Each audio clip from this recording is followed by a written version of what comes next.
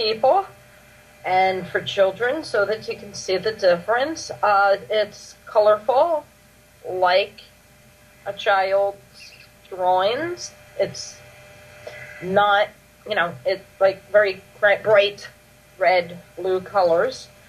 What they did with this deck, they also color coordinated them.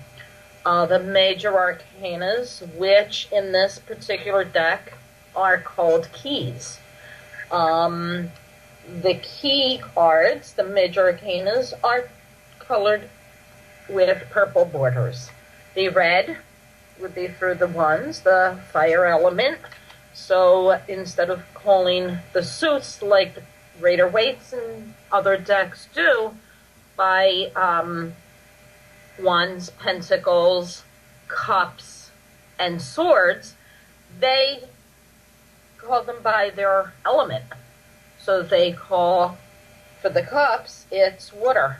And, of course, the water on all the water cards are blue. For the pentacles, it's the earth, for the earth element, and the border is green. Yellow is for air, which is the swords. Red for the fire, for the wands. So it's color coordinated by the borders, which when you're doing a show or discussing and you don't have them in order, it's easier to pick out a specific card too, because if you're looking for one of the majors, it's the purple border, you can bypass all the other cards with the other color borders on them. It's very kid friendly.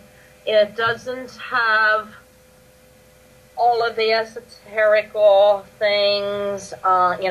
Some people take offense to the pentacles, offense to all different kinds of things, subtle nudity, the more violent depictions, the devil, the tower. Another one people don't like is the death card. And what they did, I pulled out four majors so that you can just see. I started with the four, which in the Raider, this is the Rider-Waite. The four is 0, and it's about, it's a 0 for those that aren't familiar with tarot. It's beginnings and it's endings. Everything goes in a circle.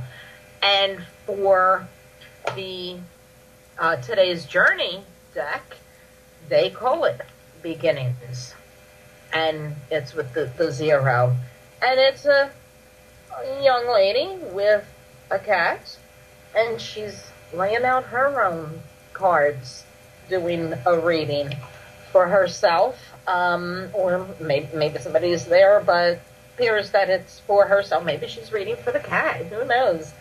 And it's in her bedroom, so she's probably doing it by herself. Maybe, having to hide the fact that she has to do it. But you can see the difference, the complete difference in the brightness of the cards. With one of the other ones, we'll go in order. The Hanged Man. This is the Hanged Man upright. This is the Hangman in reverse, self-sacrificing, being a doormat. Also, time of rest, contemplating, because you realize that, things need to be changed, and you're being this way, and you have to readjust and start focusing on yourself. And so, with the Hanged Man, they're doing that. For the Hanged Man in this deck, they call it choice. And it's depicted as if you're the driver of the car. And you might think, okay, it's a highway, there's the exit, that this is a fast-moving car right away, and you might think of speed, but if you notice, stopped. So, and you have the choice to make, have to turn off or go straight. Maybe the person that pulls this card is in the middle of a choice and they don't know which way to go. Maybe they had their mind made up and they're pausing now, changing their mind. Last minute cold feet, as they say, for wedding jitters and things like that. And that's how they did this card. So, very, very friendly for children. The death card is this one in the Rider-Waite. It's usually always, the horse, a body, some sunrise or sunset sometimes in the background. And the death card is not about a physical death. It's about something having come to a complete end, so that your new opportunity and beginnings can occur and getting a new direction going. So in today's journey, they call it transition. And it's another highway. It's up in the sky, a bridge over clouds instead of water, looking down. The land's on the other side of the bridge. And this is depicting the meaning of the death card that I just discussed. You're transitioning into, maybe you just moved. You're making the transition from one home to another, completely different neighborhood, maybe even having to get a new job, transitioning from being single to being married, from a different perspective, seeing things from a different perspective, up in the sky, cloudy. Not sure how this transition necessarily is going to play out, but a good interpretation for the death card. Another card that people see it, they go, oh, I don't like that, is the Tower card. And the Tower card is similar to the death card, but this is just, complete chaos happening at the moment. You feel like there's just nothing going right in your life. Everything's going wrong that possibly can, but we are always in the midst of it, and we forget any little positives to throw out there and look at. And ironically, because of what I was discussing opening the show, in this case, the tarot card, they titled Intervention. Lots of times when we have so much chaos going on around us, we need some kind of intervention, whether it's self-intervention, taking a time out to refocus everything, or we need outside intervention and help and guidance from others.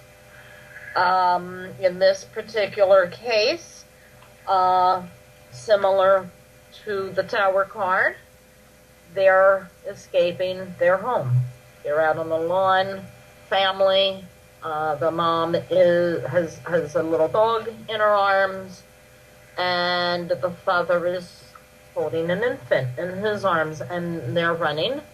And it doesn't necessarily look like a fire like the Tower tends to depict. It looks more like a fallen tree. Had a storm, tornado, hurricane, and a tree has fallen, and they're just running to get out. So intervention. They need some help.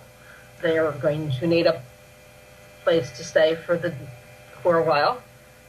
They're going to need help with the repairs if the tree actually landed on their property and destroyed any of it.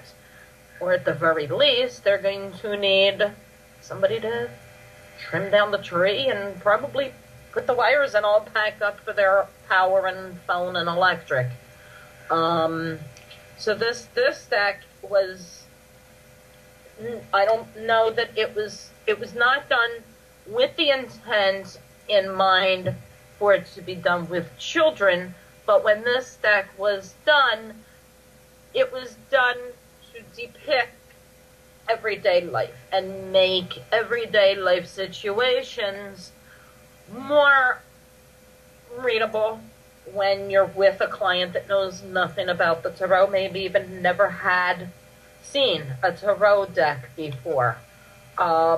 They can relate better to the images in this deck. The Two of Water or the Two of Cups. Again, water element, so it's the blue border. There is nothing in this deck that would be threatening in any way for a child. The court cards have even been changed, and the court cards were changed actually symbolizing the example that I always give when I'm trying to get people to understand court cards, because those are the hardest cards in the deck to learn for the majority of people, just because it's just the person sitting or standing, no real imagery in them, and it deals mainly, for the most part, personality traits and things like that, and people tend to have a very hard time learning the court cards. And the first thing that I tell them is I refer it and tell them, think of a household. The order of the court cards is page, knight, queen, king. Think of a household, think of the newborn, the infant, toddler. For the page, for the knight, think of the teenager, the young adult, and of course the queen and the king for mom and dad. So in this deck, they are actually called the queen and king, mother and father. And for the page and knight, they call them child and youth.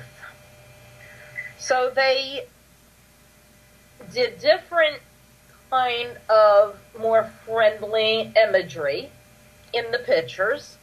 He has pulled away from a lot of these symbolisms that threaten people, that make people say it's evil and of the devil, and they incorporated it into real life, and at the same time made it a child-friendly deck, and just a variety of, getting away from a standard deck for those that do readings already and are always looking for something different in a deck, something unique.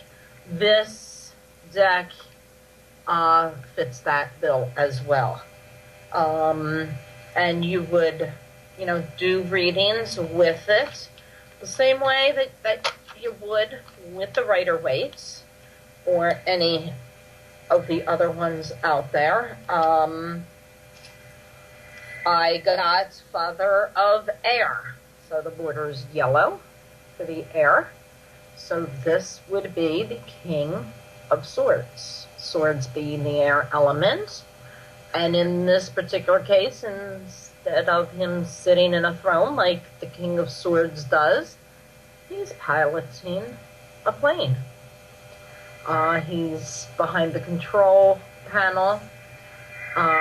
He has the earpiece, his uniform. He's an airline pilot in this case. So again, if there was a deck that, especially if you're talking younger age children wanting to learn the deck, this would be a very good deck to have them start off with, because they're not going to lose the general meaning. And as they go through this one and things going on with everyday life. For instance, another major, in this case, a key card, guidance, a library, looking up and doing research. Kids can relate to it. Lots of things kids can relate to with this deck. 10 of water, playing in a swimming pool. There's another one in here that I'm not going to find right away, but here's one, completion. And classroom teacher up at the board. So it's everyday situations. There's a few that, they might have a problem with, such as all the ones. The one of Earth, which would be the Ace of Pentacles, is just a picture of the Earth from outer space. That might puzzle them. Okay, what do you do with that? The Ace of Wands, the fire. Those are the only ones, and of course the other two that I can't find at the moment, that might give them a little bit of a, okay, what's that? Here's one. Roller coaster, life, the ups and downs, the circles of the roller coaster, the ups and downs of life that we go through, and sometimes we feel like we're spinning our wheels and going in circles and, chasing our tail and getting nowhere. And that's all depicted right here in the life card with the roller coaster. They've got the big hills, they've got the twists and the turns. The one that I did find interesting, that I just came across how they depicted it, was Mother of Earth, which would be the Queen of Pentacles. So the border is green for the earth element of the Pentacles, and it's a baby doll. It's actually a teddy bear she's feeding a bottle to, on the floor in a bare room. That one, when I had seen it, was one that I paused and said, okay, that's interesting. There seems to be a window, but it looks like sheets or something is across it, because you just have up at the very top crack, and across it, if you can see it on here, like the railroad bars when you're at a railroad crossing at the street and having to stop. That was one of the cards that I paused at when I was going through them. Of course, meditation, they're using yoga. So if you're looking for a kid-friendly deck, this would be one of them. Here's one. Kind of reminds you of, wood shop in high school that boys might take, or some girls even take, and laid out, and instead of wood is gemstones and all the tools and gadgets. Out eating at a little counter type restaurant. Father of fire, somebody, gets things done. It's all red, including in the card, not just the border. He's on the phone, very active, very busy, but he seems to be possibly at home instead of an office, even though he's in a suit. He's not even sitting at a desk. It looks more like a sofa, the way it's designed on here. So no threat. I was not able to pinpoint any cards that would be really threatening, other than the ones that I showed you would just go, oh, okay, what's that for somebody learning? The only one that I would say, and it's not threatening, it's goofy and silly, and this is called discernment. That's the scariest card, if you want to call it scary. Its costume looks like walking like a tightrope or a balance beam. Looks like a thick rope with the weaves going through it.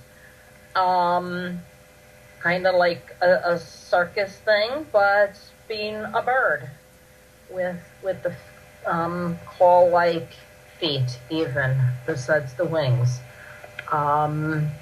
So again, if you're looking for a child type deck,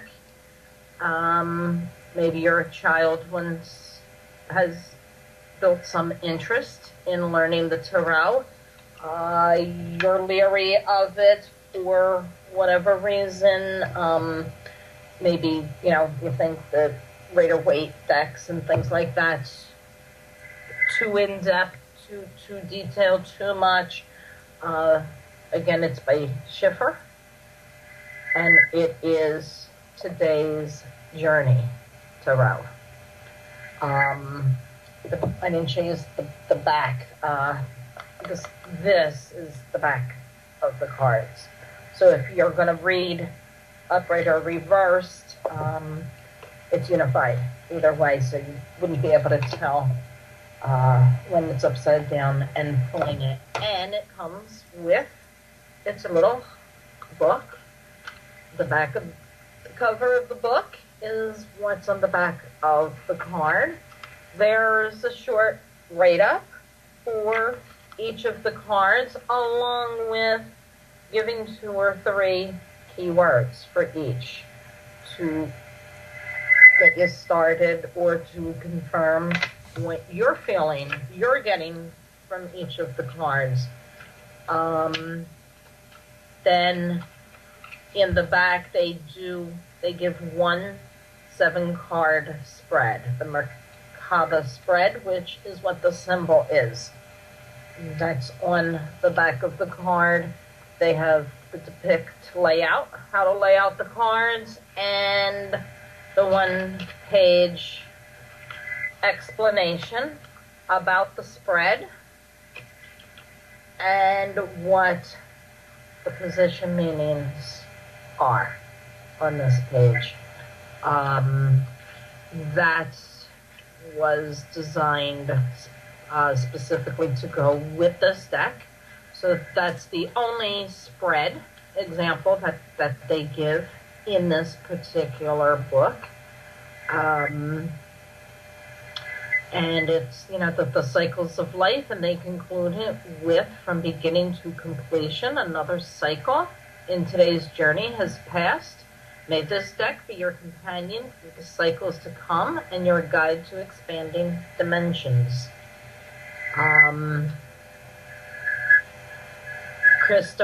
Christopher, he is actually the creator of the deck. I did not read this prior. I would have pulled it out. I'm going to have to look for it now. He actually has his self-portrait in the 3 of Earth card. It says he has a BA in studio art and an associate of applied science in computer graphic design. He first encountered tarot as a child in a book from his family's library, and it dealt with the psychic and the esoteric phenomena. And he's from Kentucky. Which was that? It was the 3 of Earth. So it's one of the green cards. Makes it easier. I don't have to sit here like I did with the Rider-Waite. I can just find the green cards, and it was the very first green one. So he put himself in this card, actually. And it looks like he's at an art exhibit, and it's his own artwork. If you read the top of the wall above, art by Chris Wilkie. And yes, if you go through, actually look at it, it's some of the cards from this deck that's up on the wall. And then this is the back of the deck. So that is pretty neat. I did not pick up on that. That went right past me. I saw art and did not pay attention to what was after it, that it was by him. So that one I missed until I just read that to you from the book. So any interest, or if you've been reading for a while and you want something a little bit different out of the norm to try, or maybe you're going to be at a party that maybe there'll be a lot of children, things like that, certain situations, you might want a more friendlier deck, this would be a good pick. So I wanted to get that one out tonight, because I get asked a lot about, from, like I said, all aspects, reading for kids, or, kids starting out, how to get them to start out, where to go, all kinds of questions related to the kids. So this would be this would be my first pick and suggestion with that. As far as kids getting readings, that's something that has to be each individual reader's personal choice, what they're comfortable with doing. Also, you have to see if whatever area you're in, is there some kind of a law about being allowed to read for anybody under a certain age. The different laws and things change. Here, found out years and years ago that we have something back, I guess, from the witch hunt days, not allowed to tell fortunes, not allowed to touch. In other words, I guess if you're going to go get your palm read, the person's not allowed to touch your hand, which after I had found that out, I thought, okay, I looked back on whenever I had a palm reading.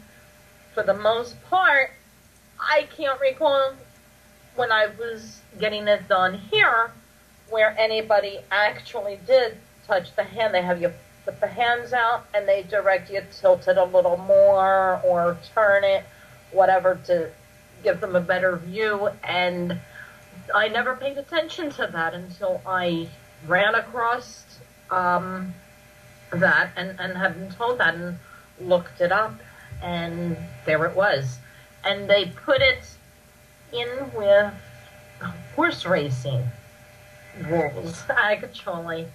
Horse racing and gambling, they snuck in the fortune-telling bit in the rules from whenever, I guess, like I said, the witch hunt days.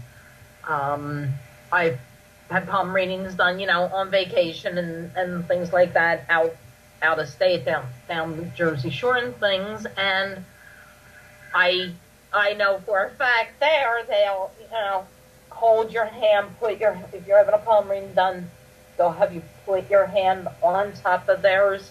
Here, that isn't done. So all along, there's been a reason for it.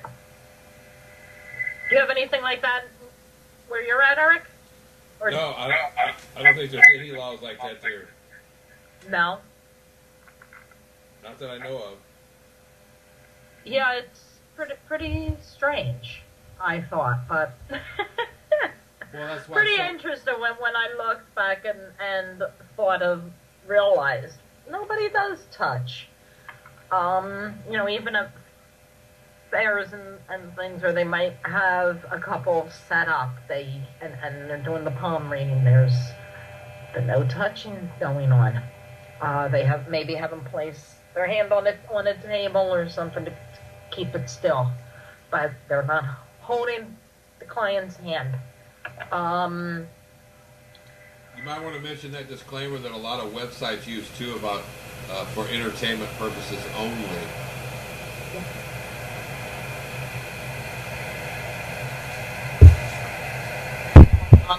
It has to state for entertainment purposes only. So actually, what I did with that was in my code of ethics, the fine print down at the bottom, as long as it's on there, it's fine.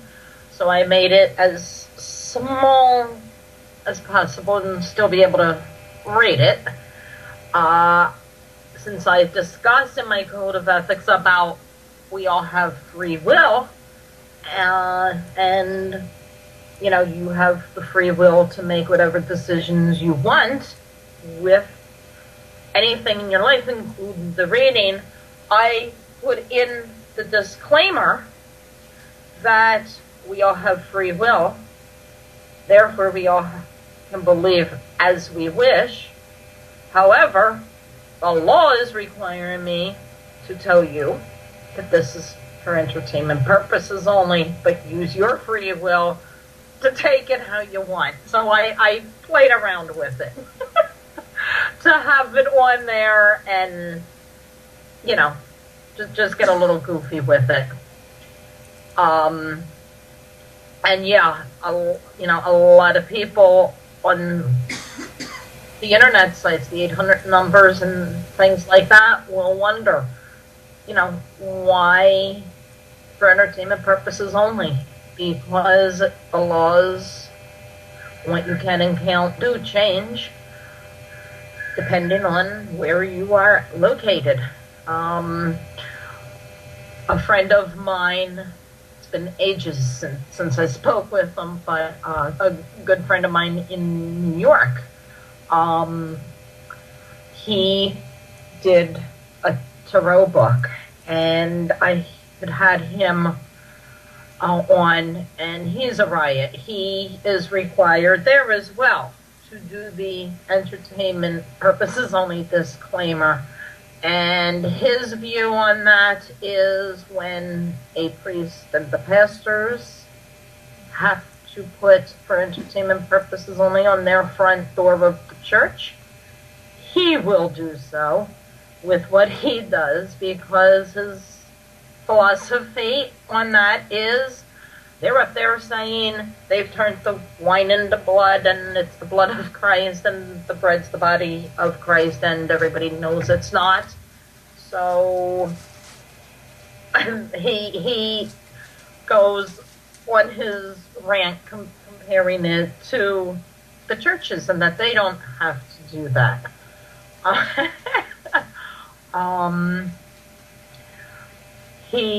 I haven't been able to get a hold of him with his schedule to have him on, but he did a fantastic book a few years ago. He self-published it, and I can't think of the name of it off the top of my head, what it is, because I was focusing on tarot decks tonight and not books. So, reading for children, one thing that I will say is, if you're talking on the younger side, age-wise, you want to make sure that you have permission of the parent. Because you don't want to have, an upsetting scenario that somebody comes back at you later for having read their child. So you want to make sure that, there is an adult that has given permission to have it done. Um, Teaching kids to read the cards. If you used this deck, Today's Journey, there really isn't a whole lot of, teaching to be done with them. The elements, since they call them by the card, the suits by the elements, instead of the symbols of pentacles, they are not going to have to memorize or remember. Pentacles is earth, cups is water. Water's blue, so it's blue water. Cups doesn't even play a part in it. They have water depicted in somewhere in the backgrounds, so you don't even have to mention or bring up, the actual symbols of them, because it's dealing strictly with the elements. Here's the Ten of Air. I love this card. It's all in yellow, with some butterflies around. They have even the grass being more yellow than green. Kind of on a street, kind of some bricks there messed up for the card. The roadway, there's a farmhouse in the background, and kids can come up with daily, everyday scenarios. The Mother of Water, which would be the Queen of Cups, she's at her window looking out at the rain that's falling. Maybe snow. She's drinking something hot, some hot tea, hot cocoa. A child might see that and think of, Christmas time, or, a day off from the school, think of a snowstorm rather than a rainstorm, even though it's the water element. Snow is frozen water after all. So there's a whole, so a lot of everyday life that they can relate to. Two of Fire, opening their own business, the ribbon cutting. Finally launching and starting what you had, planned on doing and organized and thought through. It's the grand opening and following through with it. Eight of Water is an artist, painter.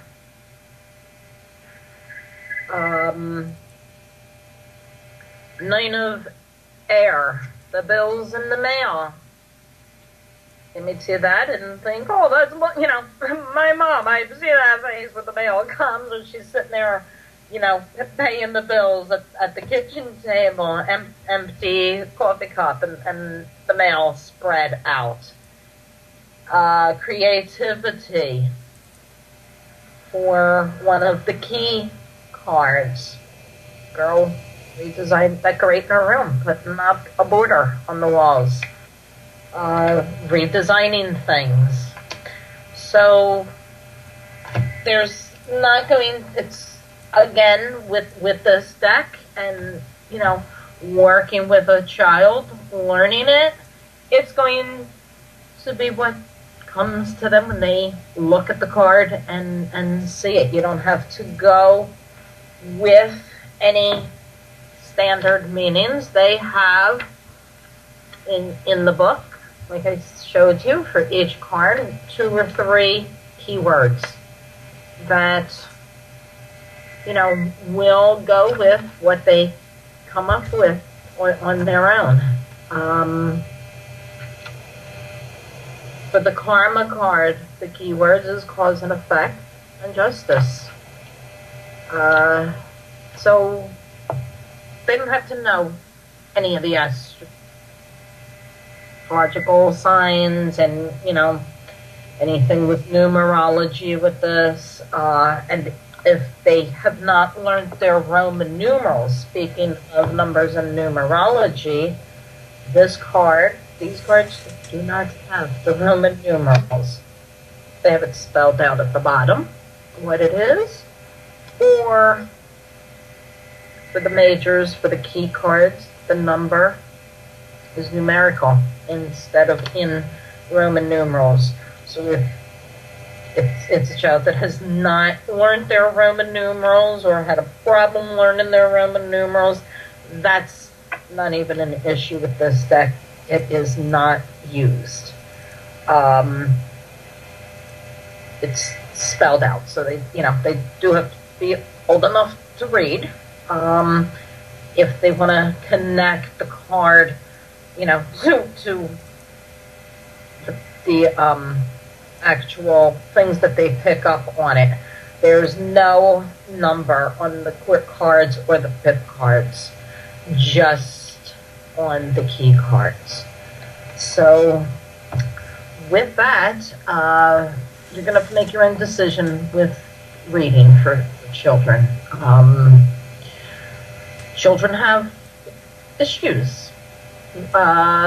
Surprising, people say, oh, well, what issues could a child have? They get up, they go to school, they do their homework, they see their friends, they do something wrong, they get punished, and, that's their little life. But there's many I've read for children, and they get in quandaries just like we do. And sometimes, they don't even want their mom or dad to know that they're worried about something because they don't want to worry their mom and dad about it. Just even the transition of going to a new school, they get worried and upset about because, they don't have their friends with them anymore at the new place. Everything's new. They don't know the teachers. They don't know where they're going, where the classrooms are, what their schedule is going to be. It's a whole new everything. So kids do have issues as well. Just because they're, around a child doesn't make it any less traumatic. It's their current issue at that time, just like we all get our current issues at the time and at the moment we're going through it. It's upsetting and sometimes traumatic for us. It's that same thing no matter how old you are, young or old, or in between. With that, we're going to say goodnight until next week. If you want to get a hold of me, you can get me at my website, tarotbymisha.com. And you can find me on Facebook. You can find it's in the cards on Facebook. Keep up to date with the shows. I do now have an office that I am at. I'm there by appointment only. So if you're in my area or the Hatboro area where it's located and you would like to do a face-to-face reading instead of a phone reading, I am still running the grand opening special to welcome you and get you on in. And with that, what I am doing is get a half-hour reading paid for, and it'll be an hour in-person reading. So an hour reading for $50, and we'll set up the appointment and be able to meet with you at the office and do it face-to-face so that you don't have to wait around till I'm at one of my events live to get it done. Because I know there's quite a few of you that really don't prefer over the phone because you do want to be there with the cards, interacting and outright seeing what's going on and the depictions in them, and you want to pull them for yourself. So that will give you the opportunity to do so. With that, everybody stay well, and I'll see you next week. Good night. It's water, and of course the water on all the water cards are blue. For the pentacles, it's the earth, for the earth element, and the border is green. Yellow is for air, which is the swords. Red for the fire, for the wands. So it's color coordinated by the borders, which when you're doing a show or discussing and you don't have them in order, it's easier to pick out a specific card too, because if you're looking for one of the majors, you know it's the purple border. You can bypass all the other cards with the other color borders on them. It's very kid friendly. It doesn't have all of the esoterical things. Some people take offense to the pentacles. Offense to all people and for children, so that you can see the difference. It's colorful, like a child's drawings. It's not, it's like very bright red, blue colors. What they did with this deck, they also color coordinated them. The major arcanas, which in this particular deck are called keys. The key cards, the major arcanas, are colored with purple borders. The red would be for the wands, the fire element. So instead of calling the suits like the Rider-Waite's and other decks do, by wands, pentacles, cups, and swords, they call them by their element. So they call, for the cups, it's a reading for herself, or maybe somebody's there, but appears that it's for herself. Maybe she's reading for the cat, who knows? And it's in her bedroom, so she's probably doing it by herself. Maybe, having to hide the fact that she has to do it, but you can see the difference, the complete difference in the brightness of the cards. With one of the other ones, we'll go in order. The Hanged Man. This is the Hanged Man upright. This is the Hanged Man in reverse, self-sacrificing, being a doormat. Also, time of rest, contemplating, because you realize that, things need to be changed, and you're being this way, and you have to readjust and start focusing on yourself. And so, with the Hanged Man, they're doing that. For the Hanged Man in this deck, they call it choice, and it's depicted as if you're the driver of the car. And you might think, okay, it's a highway, there's the exit, that this is a fast-moving car right away, and you might think of speed, but if you notice, stopped. So, and you have the choice to make, have to turn off, or go straight. Maybe the person that pulls this card is in the middle of a choice and they don't know which way to go. Maybe they had their mind made up and they're pausing now, changing their mind, last minute cold feet, as they say. Different kinds of things, subtle nudity, the more violent depictions, the devil, the tower. Another one people don't like is the death card. And what they did, I pulled out four majors so that you can just see. I started with the 4, which in the Raider, this is the Rider-Waite. The 4 is 0, and it's about, it's a 0 for those that aren't familiar with tarot. It's beginnings and it's endings. Everything goes in a circle. And for the Today's Journey deck, they call it beginnings. And it's with the 0. And it's a young lady with a cat, and she's laying out her own cards, doing